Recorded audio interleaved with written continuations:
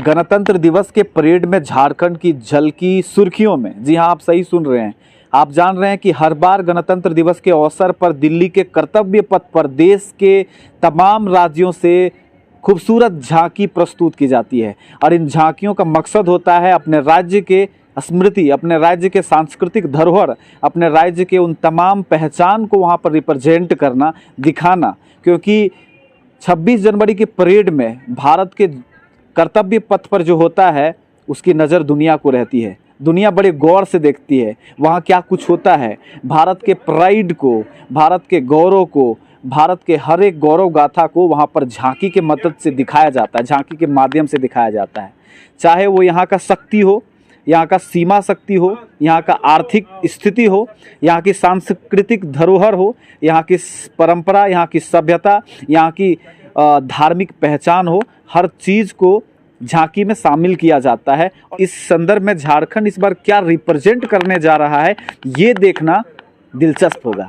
तो मैं बता दूं कि झारखंड इस बार देवों की नगरी देवघर, बाबा वैद्यनाथ ज्योतिर्लिंग, आप पहले इस चीज़ से वाकिफ़ होंगे कि ये काफ़ी ज़्यादा एक तरह से आकर्षण का केंद्र रहता है। पूरे श्रावण मास में यहाँ पर लोग बड़े ही श्रद्धा से भगवान भोलेनाथ पर जल अर्पण के लिए लाइन में खड़े रह करके इंतज़ार करके और पहुँचते हैं और वहाँ जाके जलाभिषेक करते हैं।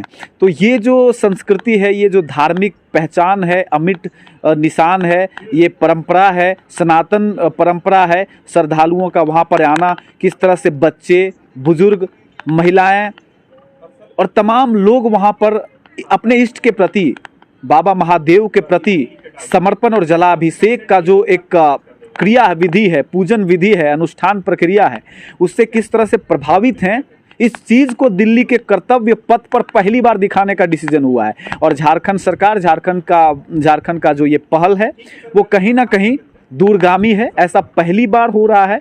तो झारखंड में मुख्य तौर पर जानते हैं धरती आबा बिरसा मुंडा, जिसको झांकी में सबसे पहला स्थान दिया गया। उसके बाद देवघर का जो सीन है वहाँ पर कैसे लोग जलाभिषेक करते हैं, क्या क्या नियम है और किन किन नियमों के माध्यम से वहाँ पर लोग आते हैं, सावन के मास में किस तरह की भीड़ होती है और उसके बाद भी कैसे लोग वहाँ पर आकर्षण का केंद्र बनते हैं, वहाँ का धर्म, सनातन संस्कृति, इस चीज़ को दिखाया जाएगा। साथ ही साथ झारखंड के हजारीबाग का सोहराय पेंटिंग को भी दिखाया जाएगा। सोहराय पेंटिंग अपने आप में ये कलाकृति अद्वितीय है, माना जाता है कि आकर्षक होता है और ये दुनिया देखने लायक है। तो दुनिया इसे देखेगी पहली बार कर्तव्य पथ पर। उसके साथ साथ पाइका नृत्य को भी स्थान दिया गया है झांकी में। पाइका नृत्य करते हुए भी झारखंड के लोग वहाँ पे नज़र आएंगे। छोटे छोटे बच्चे पाइका नृत्य जो मुख्य तौर पर वीर रस को संबोधित करते हैं। 3 चीज़ मुख्य तौर पर 26 जनवरी गणतंत्र दिवस के अवसर पे वहाँ पर जो कर्तव्य पथ के परेड में आपको दिखने को मिल जाएगा। परेड के दौरान झांकी जब निकलता है तो दुनिया भर का नज़र उसमें होता है, लोग देखते हैं। और उससे सबसे पहला तो ये समझ में आता है कि कौन सा चीज़ हाईलाइटेड है, कौन से राज्य में कौन सा धरोहर इम्पोर्टेंट रखता है। तो कहीं ना कहीं ये जो वैद्यनाथ मंदिर है, ये वैद्यनाथ तो काफ़ी अविरल है, दुनिया में इसका नाम है, श्रद्धालु वहाँ पर दुनिया भर से आते हैं। लेकिन फिर भी वहाँ पे दिखाने के बाद जो नहीं जानते वो जान जाएंगे और पर्यटकों की संख्या में बढ़ोतरी होगी। वीर रस को पहचानेंगे जो पाइका नृत्य के माध्यम से दिखाया जाएगा। उसके बाद हजारीबाग का जो सोहराय पेंटिंग है वो अपने आप में कितना अप्रतिम है वो लोग देखेंगे और जानेंगे, समझेंगे। तो ख़ास तौर पर जो भारत के लोग हैं, क्योंकि भारत विविधताओं का देश है, यहाँ पर हर एक राज्य के पास अपनी अलग संस्कृति है। राज्य के अंदर कई ऐसे जिला हैं, भाषा हैं, कई ऐसे जिला हैं, भाषा हैं, उसके आधार पर अलग अलग संस्कृति और मान्यता हैं।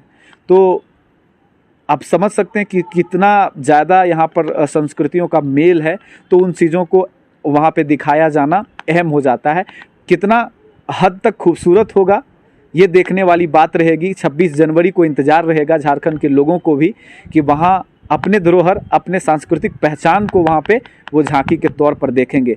तो ये थी आज की रिपोर्ट कि झारखंड की झलकी में वैद्यनाथ मंदिर दिखने वाला है 26 जनवरी को। तो आप लोग देखना ना भूलें और रिपोर्टर पोस्ट के साथ बने रहें। धन्यवाद।